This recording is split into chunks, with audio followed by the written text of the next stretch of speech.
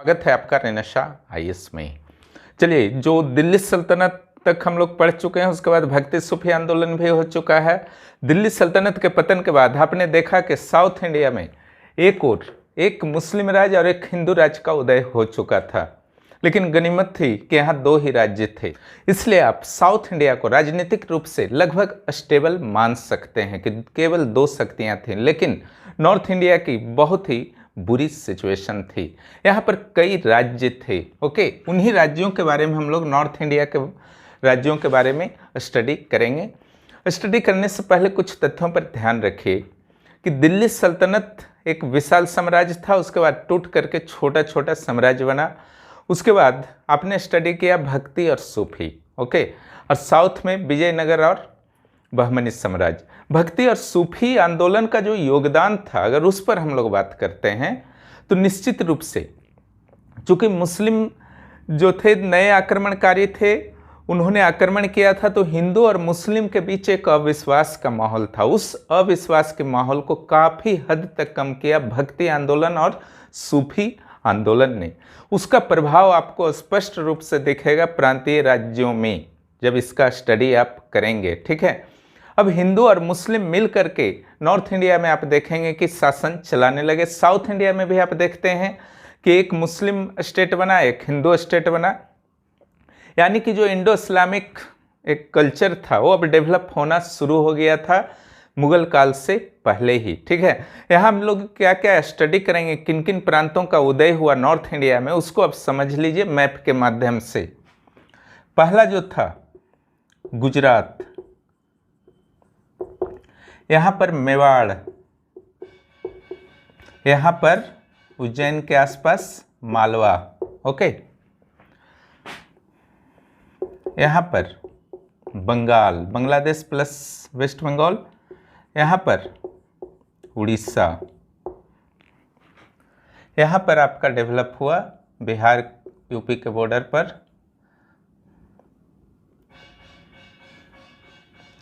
Jaunpur, UP में ही था, यहाँ पर कश्मीर।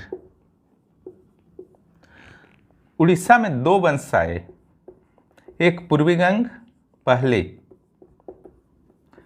फिरोज शाह तुगलक का आक्रमण पूर्वी गंग पर हुआ था, जिसके कारण पूर्वी गंग की प्रतिष्ठा को अत्यंत ठेस पहुंची थी, जिसके कारण ये लंबे समय तक फिर टिक नहीं पाया और सूर्यवंशी वंश की स्थापना यहाँ पर हो गई। टोटल कितने हुए आप देख सकते हैं, 1 2 3 वेस्ट इंडिया में, ईस्ट इंडिया में 1 2 3 6, एक कश्मीर में। ठीक है, ये 7 था। और अगर आप इसका बात करते हैं साउथ इंडिया का, तो यहाँ बहमनी, विजयनगर, क्लियर। यहाँ दिल्ली,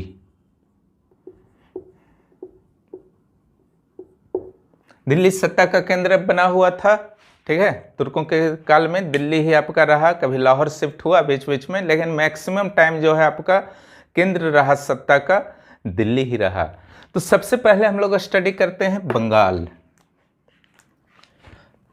बंगाल की जहां तक बात है तो यहाँ पर कई शासक हुए। पहले शासक जो एक नंबर का यहाँ ध्यान रखिएगा, फखरुद्दीन। दूसरा इलियास खान।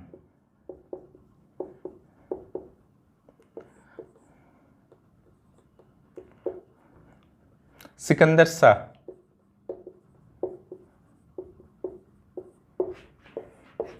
आजम खान, आजम शाह, सॉरी। हिंदू वंश कुछ दिन के लिए रहा। कैसे रहा अभी मैं बात करता हूं। गणेश वंश,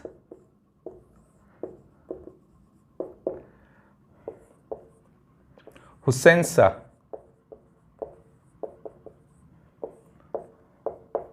नुसरत शाह,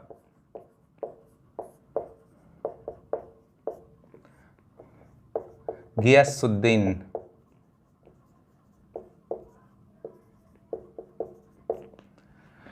1 2 3 4 5 6 7 प्रमुख शासक रहे। ओके, यहाँ पर अगर इतना आप स्टडी कर लेते हैं तो प्रांतीय शासन में बंगाल का जो फर्स्ट राउंड का ये प्रांतीय शासन, इससे पहले भी था, इसके बाद भी आएगा, ओके, जो अंग्रेजों के काल में नवाबों का काल आएगा।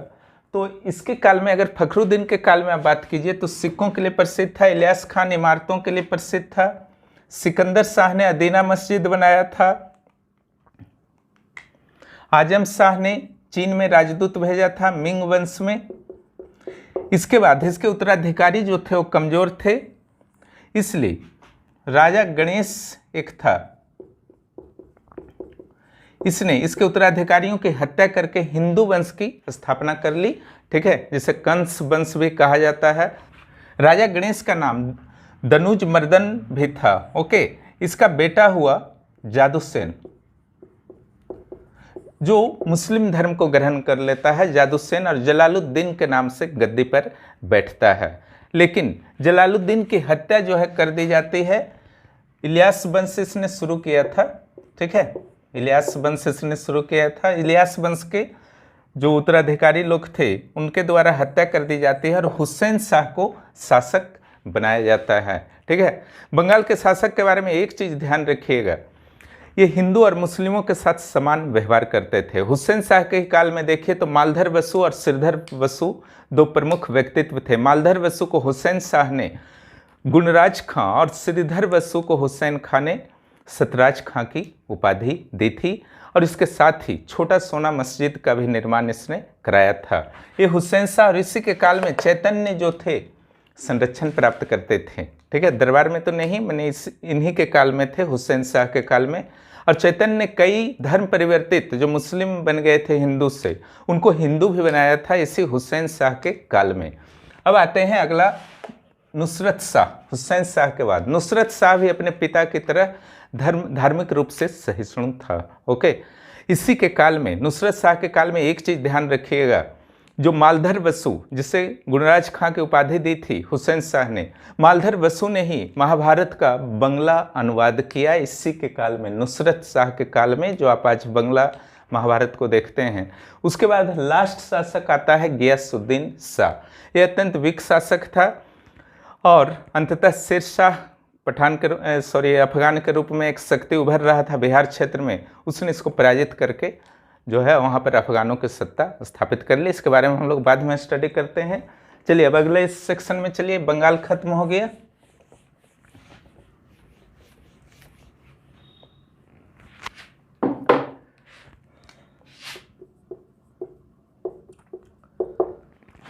जौनपुर आइए। जौनपुर की स्थापना आपको पता है कि फिरोज शाह तुगलक ने किया था अपने भाई जौना खां यानी कि मोहम्मद बिन तुगलक के याद में। यहाँ पर जब तैमूर लंग का अटैक हो गया 1398 में, उसके बाद मलिक सरवर ने जौनपुर स्वतंत्र राज्य की स्थापना कर ली थी। उसके बाद इब्राहिम शाह बना शासक। इब्राहिम शाह के काल में ही जौनपुर को पूर्व का सिराज कहा जाने लगा। उसके बाद महमूद शाह शासक बना। उसके बाद हुसैन शाह। सिंपल है, 4 ठो केवल करना है इसमें, देखिए फटाफट एकदम हो जाएगा। ये संस्थापक था मलिक उसर्क, ठीक है, मलिक उसरवर। उसके बाद इसने पूर्व का सिराज, सिराज जो है एक बहुत ही बड़ा आपका विद्वानों का केंद्र है मध्य एशिया में, ईरान में, ठीक है, तो इसे पूर्व का सिराज कहा जाने लगा क्योंकि विद्वानों का संरक्षक। इसके अलावा इब्राहिम शाह के द्वारा जौनपुर में 1408 ईस्वी में अटाला मस्जिद का निर्माण कराया गया। इतना काफ़ी है। महमूद शाह के बारे में कुछ विशेष मत पढ़िएगा, बस क्रम को याद रखिएगा कौन कौन। और हुसैन शाह के बारे में इतना ही याद रखना है कि जब लोदी वंश का बहलोल लोदी शासक बना तो इससे पराजित करके उसने जौनपुर को अपने नियंत्रण में कर लिया था। बाद में वही विवाद जो जौनपुर और दिल्ली के बीच जो विवाद बनता है, जो पिछले क्लास में मैंने लिया था, वहाँ आपने देखा था जब इब्राहिम लोदी के भाई जलाल खां को जौनपुर का गवर्नर बना दिया गया था, स्वतंत्र होने का कोशिश की, आपसी लड़ाई हुआ। इसी दौरान जो है बाबर को या राणा सांगा को दिल्ली पर नियंत्रण करने में वहाँ पर सफलता अलग अलग लड़ाइयों में मिली। ओके, तो ये करना है आपको जौनपुर में।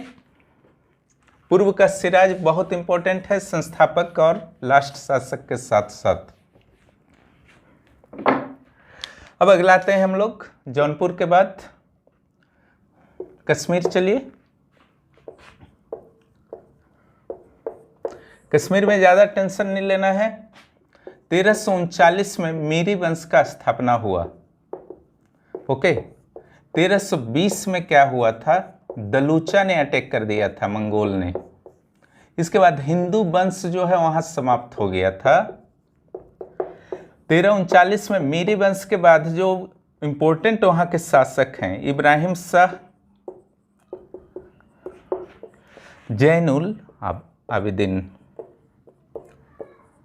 यहां से प्रश्न काफी रहता है जैनुल आबिदीन से। ओके, इब्राहिम शाह के बारे में अगर आप स्टडी की तो एक कट्टर मुस्लिम था, और इसका जो मंत्री था सूहा भट्ट था, वो कश्मीरी हिंदू था, लेकिन उसने मुस्लिम धर्म स्वीकार कर लिया था। और जैसे ही मुस्लिम धर्म स्वीकार करता है वो हिंदुओं का विरोधी बन जाता है। उसने सारे हिंदुओं को घाटी छोड़ने का आदेश दे दिया। हालांकि इब्राहिम शाह की एक खासियत थी, वह विद्वानों का संरक्षक था। ओके, सूहा भट्ट को मत भूलिएगा, ये भी एग्जाम में आता है, ठीक है। उसके बाद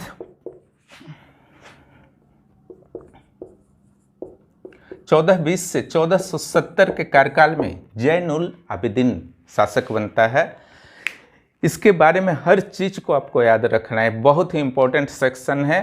यहाँ तक कई राज्य सेवा आयोगों में मुख्य परीक्षा में भी इसे शामिल किया गया है। ओके, इसे कश्मीर का अकबर कहा जाता है। इसकी उपाधि जो है वटसा है। बुल्लर झील के पास इसने जैनुल लंका बनाया, जैनुल प्रकाश नामक ग्रंथ लिखा, ठीक है। इसके अलावा कश्मीर में शॉल बनाने की कला को बढ़ावा दिया, प्रोत्साहित किया। कागज की जिल्द साजिश सीखने के लिए अपने कारीगरों को मध्य एशिया ताशकंद भेजा। ओके, इसके अलावा जो इसका खासियत था, जो घाटी छोड़ने का आदेश सूहा भट्ट ने दिया था ना, उन सारे हिंदुओं को इसने क्या किया, वापस बुलाया कि कश्मीर आपका अपना है, वापस आइए। ओके, तो सौहार्द कायम हुआ और हिंदुओं को किसी तरह की कोई परेशानी कश्मीर में ना हो, उसकी भी व्यवस्था इसने की। और जजिया कर जो वहाँ पर था पूरी तरह से समाप्त कर दिया, और गौ हत्या तक पर भी प्रतिबंध लगा दिया, ठीक है। इसलिए इसको कश्मीर का अकबर भी कहा जाता है। इतना ही आपको करना है कश्मीर में।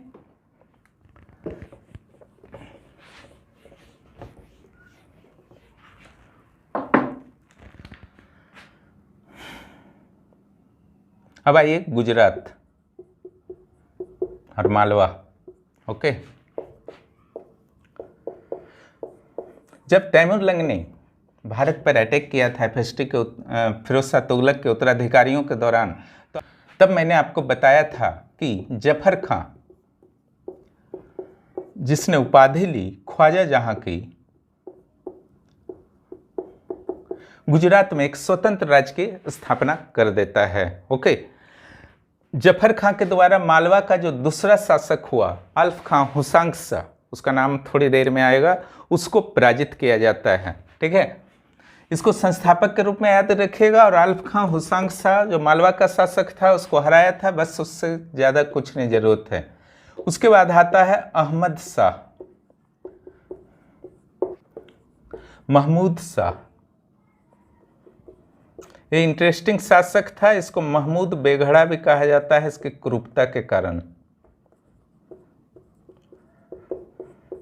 अंतिम शासक जो आता है बहादुर शाह।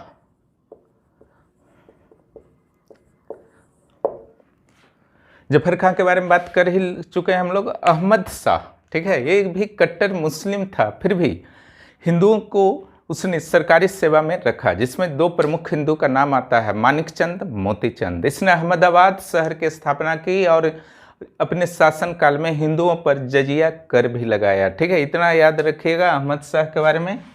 महमूद शाह या महमूद बेघड़ा, ठीक है, इसकी क्रूरता के कारण यह बेघड़ा के नाम से प्रसिद्ध था, ठीक है।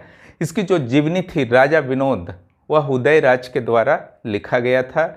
इसने चंपानेर और गिरनार को जीत लिया था। चंपानेर का नाम इसने रख दिया मोहम्मदाबाद और गिरनार का नाम इसने रख दिया मुस्तफाबाद। ओके, और इससे कहा जाता है कि विष का सेवन करता था और पेटू किस्म का शासक था, बहुत ज़्यादा खाना खाता था। इससे ज़्यादा फिलहाल अभी नहीं करना है, इतना काफ़ी होगा जानकारी महमूद शाह के बारे में। उसके बाद है ये बहादुर शाह, ये अंतिम शासक था। इसके दौरान, बहादुर शाह के दौरान इधर से भी लड़ाई हो गया, मेवाड़ से भी, इसका मालवा से भी लड़ाई हुआ और इसका मुगलों तक से हुआ। उस समय हुमायूं था, ओके, और पुर्तगालियों से भी हुआ।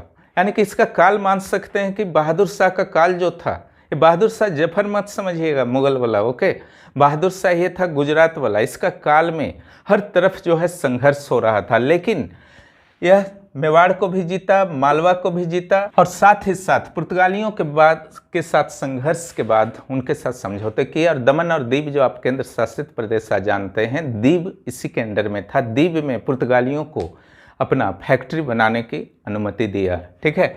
लेकिन यहाँ पर क्या होता है, जब मेवाड़ को जीतता है तो वहाँ पर की जो रानी थी कर्णावती, उसने हुमायूं को राखी भेज दिया अपनी सुरक्षा के लिए। हुमायूं ने भी रानी कर्णावती को बहन मानते हुए उसकी रक्षा करने के लिए आगे बढ़ा, तो वहाँ से वो छोड़ करके भाग गया। लेकिन मालवा को उसने गुजरात में मिला ही लिया था, ओके। लेकिन वही था कि गुजरात भी बहुत दिन तक नहीं टिक पाया। अगर इसका अंत की बात की जाए बहादुर शाह की, तो अजीब किस्म से इसका अंत हुआ, ठीक है।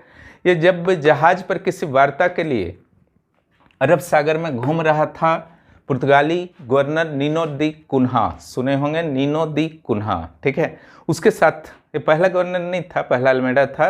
नीनो दी कुन्हा के साथ फिर हाथापाई किसी मुद्दे पर वाद विवाद हुआ, इसी में समुद्र में गिर गया और मर गया, ठीक है। इसके मरते ही लगभग समझिए कि गुजरात का वंश भी समाप्त हो गया।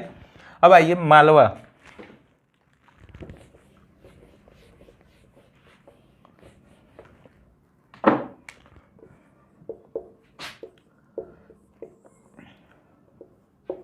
मालवा का भी वही था कहानी, जब फिरोज शाह तुगलक के उत्तराधिकारियों के काल में 1398 ईस्वी में तैमूर लंका अटैक हुआ था, तो दिलावर खान ने मालवा का स्वतंत्र राज्य स्थापित कर लिया था। उसका नाम इसने रखा था गोरवंश, राजधानी जो रखा था धार। इसके बाद दिलावर खां के बाद आल्फ खां हुसांग शाह आता है, जिसको गुजरात का पहला शासक हराया था। जफर खान ने इसी को हराया था। इसने क्या करता है, वंश तो वही रहता है गोरवंश, लेकिन राजधानी को मांडू कर देता है। मध्य प्रदेश में एक शहर है होशंगाबाद, अभी भी है, इसी ने बसाया था, ओके। तो देखिए, पहला मांडू धार था राजधानी, एक शहर भी अभी है, मांडू भी अभी है, और इसने जो होशंगाबाद बसाया था वह भी है, ठीक है।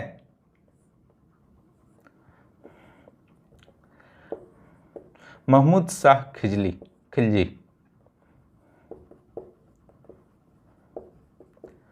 फर्स्ट, महमूद शाह खिलजी सेकेंड, ये लास्ट शासक था। अब गौर वंश जो है समाप्त हो जाता है, यहीं तक चला। 2 ठो गौर वंश के थे, 2 खलजी वंश के थे। इसने क्या किया, खलजी वंश की स्थापना महमूद शाह खलजी प्रथम ने कर ली। इसके बारे में इतना ही याद रखना है कि यह मेवाड़ का शासक राणा कुंभा का समकालीन था, ओके। अब आ जाइए लास्ट शासक महमूद शाह खलजी 2। इसके काल में बहुत कुछ हुआ।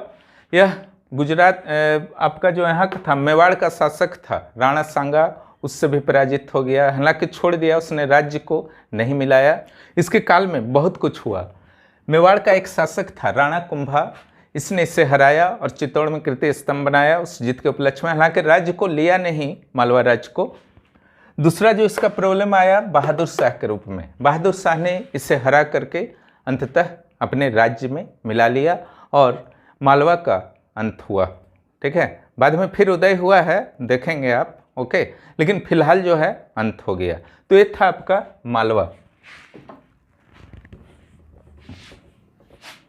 यहां पर जो हम लोग पढ़ेंगे राणा हमीर,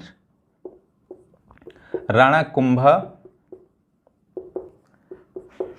राणा सांगा,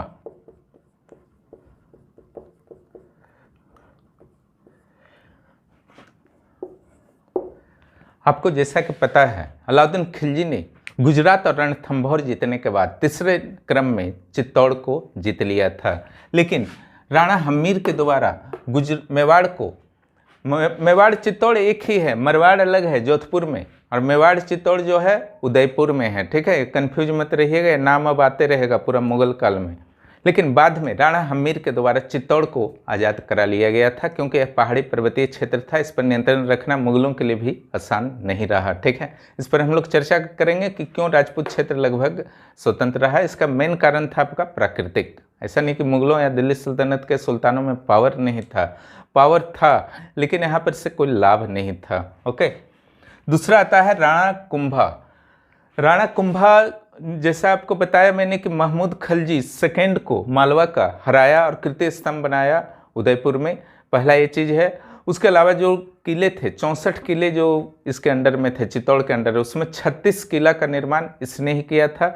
इसके अलावा कुछ पुस्तकों को भी लिखा था इसने, कुछ पुस्तकों को भी लिखा था, जैसे गीत गोविंद पर एक टीका लिखा था चंडी शतकम, और एक पुस्तक था एकलिंग महात्म्य। ओके, उसके बाद आ जाइए राणा सांगा। राणा सांगा के काल में इसकी महत्वाकांक्षा दिल्ली पर नियंत्रण करने की हुई, और चूंकि वहाँ का शासक जो इब्राहिम लोदी था, जौनपुर में अपने भाई जलाल खां से भिड़ा हुआ था, गृह युद्ध की वहाँ समस्या थी। 1518 में धटोली की लड़ाई में क्या करता है, यहाँ से जाता है राणा सांगा और इसको पराजित कर देता है। ओके, उसके बाद अगला राउंड में 1526 में आपको पता ही है, पानीपत के प्रथम लड़ाई में इब्राहिम लोदी पराजित हो जाता है बाबर से।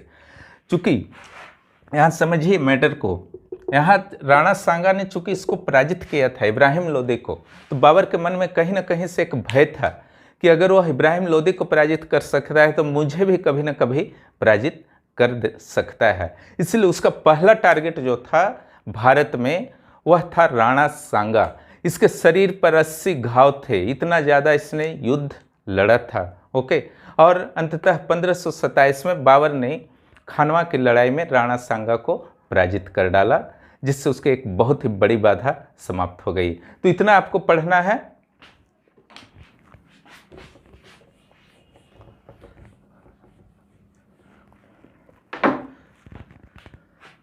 अब क्या बचा हुआ है आपका, उड़ीसा लास्ट है। उड़ीसा में मैंने जैसा आपको बताया कि टोटल 2 वंश हैं। पहले हम लोग पूर्वी गंग पर स्टडी कर लेते हैं। ओके, पूर्वी गंग में जो शासक स्टडी आपको करना है, अवंती वर्मन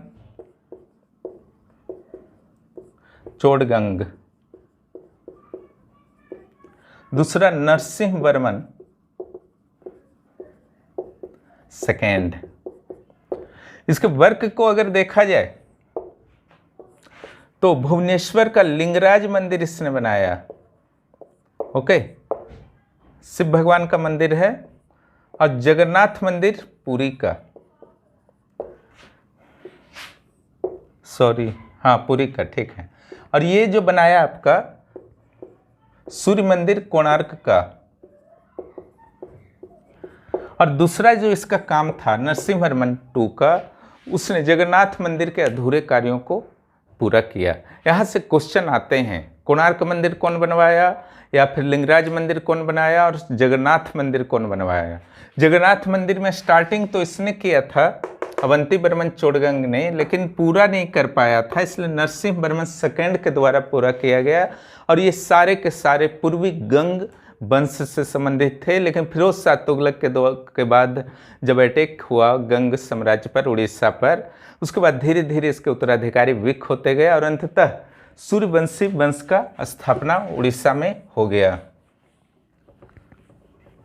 यहाँ पर कौन सा वंश हुआ फिर, सूर्यवंशी। सूर्यवंशी में जो था संस्थापक था कपिलेंद्र, पुरुषोत्तम आया उसके बाद, और तीसरा शासक जो था प्रताप रुद्र। यहां पर जो आपको याद करने का चीज है प्रताप रुद्र के टाइम का। ओके, प्रताप रुद्र जो था बंगाल के शासक से भी हारा और विजयनगर से भी हारा। विजयनगर में उस समय शासक था कृष्णदेव राय। कृष्णदेव राय से जब वह पराजित होता है तो उसके साथ अपनी पुत्री का विवाह कर देता है। इतना आप रखिएगा ध्यान। और दूसरा ध्यान रखिएगा, चैतन्य का यह समकालीन था, प्रतापरुद्र। ओके, उड़ीसा में चैतन्य का आना जाना लगा रहता था, बंगाल, उड़ीसा और उत्तर प्रदेश में। ठीक है, तो ये आपका चैतन्य का समकालीन था। ये था आपका प्रांतीय राज्यों के संदर्भ में एक सामान्य जानकारी।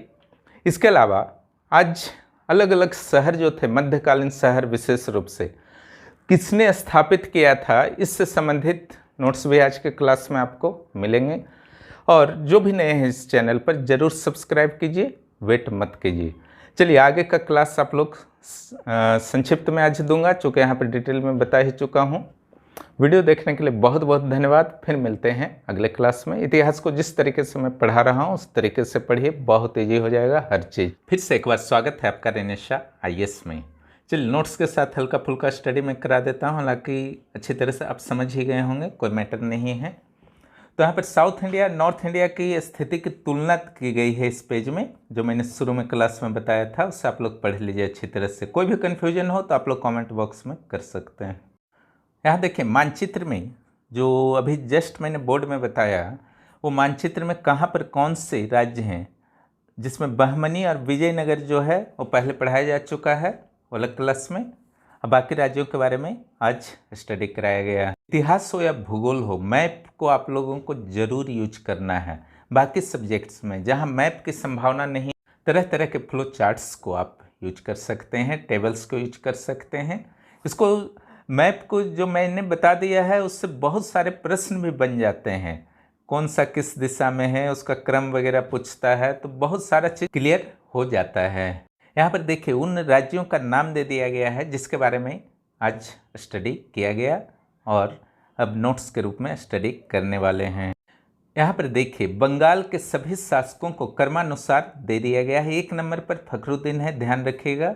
और बीच में जो हिंदुओं का वंश आया था, जिसका जादूसेन पुत्र मुस्लिम बन गया था, उसके बारे में भी है।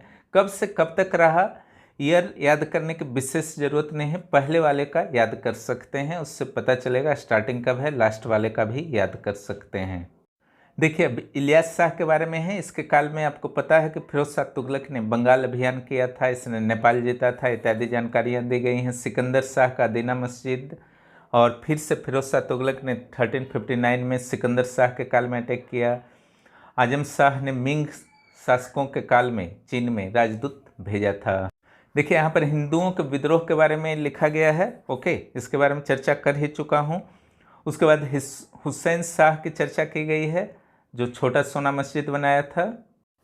इस पेज में मालधर बसु और श्रीधर बसु को क्या उपाधि दिया गया था। फिर नुसरत शाह ने बड़ी सोना मस्जिद बनाया। महाभारत का बंगला अनुवाद, बाबर से समझौता।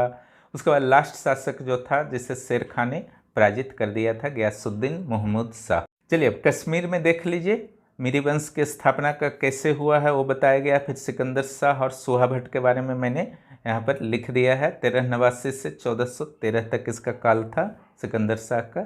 चलिए अब जैन उल आबेदीन जो सिकंदर शाह का छोटा भाई था, इसके बारे में काफ़ी कुछ मैंने बता ही दिया है, कुछ विशेष बचा नहीं हुआ है। ठीक है, इसको अच्छा से पढ़ लीजिएगा। एक चीज़ नहीं बता पाया था मैं, इसने महाभारत और राजतरंगिणी का संस्कृत से फारसी में अनुवाद कराया, इसको ध्यान रखिएगा। बाकी सारी चीज़ को मैं बता ही चुका हूँ, आप लोग रीडिंग कीजिए। फिर भी कन्फ्यूजन होता है कमेंट जरूर कीजिए। चलिए जौनपुर आइए, मलिक सरवर इब्राहिम शाह, ओके, जो पूर्व का सिराज कहा जाने लगा था। उसके अलावा अटाला मस्जिद इब्राहिम शाह ने ही बनाया था। महमूद शाह और हुसैन शाह जो अंतिम शासक था, इनके बारे में आपको अच्छी तरह से स्टडी कर लेना है, यहाँ से प्रश्न आ जाते हैं। चलिए उड़ीसा के पूर्वी गंग के बारे में देख लीजिए। विशेष रूप से इनके मंदिर, किसने कौन सा मंदिर बनाया था, लिंगराज मंदिर कौन बनाया था, जगन्नाथ मंदिर, अधूराकार जगन्नाथ मंदिर का पूरा कौन किया, सूर्य मंदिर कौन बनवाया, ये सब नाम को थोड़ा सा कंट्रोल रखिएगा। नरसिंह प्रथम को कंट्रोल रखिएगा, कभी कभी नरसिंह द्वितीय भी साथ में दे देता है, तो ये थोड़ा सा कन्फ्यूजिंग क्रिएट कर देता है, इसलिए प्रथम वाले ने सारा कुछ बनाया है। चलिए उड़ीसा का सूर्यवंशी वंश, ओके, इसमें प्रतापरुद्र के संदर्भ में जो मैंने बताया, ठीक है, उसके बंगाल के शासक और विजयनगर शासक के साथ रिलेशन, उसको स्पेशली केयर कीजिएगा प्रतापरुद्र का, उतना काफ़ी होगा। चलिए, गुजरात के शासक पहला जो है जफर खां है, दूसरा अहमद शाह है। इनके सारे कार्यों को बता ही दिया है। जफर खां का जो ख्वाजा जहां भी कहा जाता था, मुजफ्फर शाह की उपाधि ली थी। और अहमद शाह के बारे में हर चीज़ को आपको समझना है, जजिया कर लगाया था, माणिक चंद, मोतीचंद इत्यादि। चलिए आगे देखते हैं महमूद शाह प्रथम।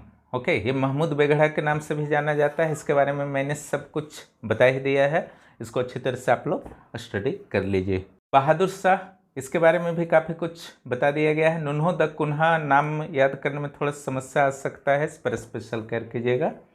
चलिए, मालवा के बारे में थोड़ा सा देख लीजिए कि दिलावर खां, अल्प खां और महमूद खलजी प्रथम। इसमें ध्यान नहीं रखना है, पहला जो 2 शासक था वो गौर वंश का था, दिलावर खां, अल्प खां, उनकी राजधानी को ध्यान में रखना है। और जो अंतिम 2 शासक था, महमूद खलजी प्रथम वो और द्वितीय, ये दोनों खलजी वंश का था। महमूद खलजी का सत्ता का अंत कैसे हुआ, राणा सांगा से कैसे हारा, बहादुर शाह से कैसे हारा, मेदिनी राय कैसे शक्ति के रूप में उत्पन्न उसके इमर्ज हो गया था उसके काल में। उसके अलावा मेवाड़ में राणा हमीर, राणा कुंभा के बारे में बताया ही जा चुका है, इसको अच्छी तरह से स्टडी कर लीजिए।